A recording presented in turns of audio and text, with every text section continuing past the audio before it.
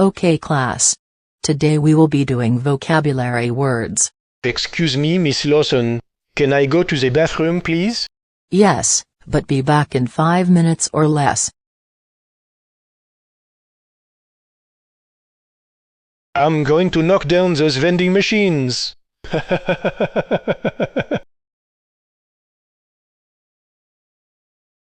Hey, stop.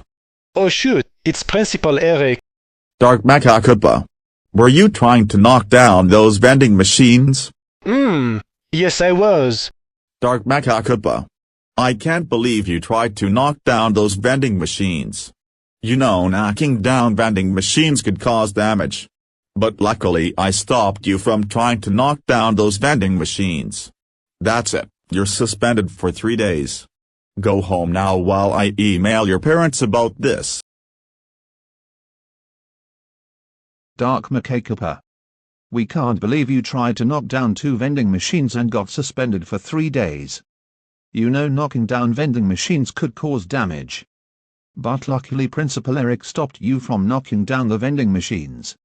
That's it. You young man are grounded for 3 days.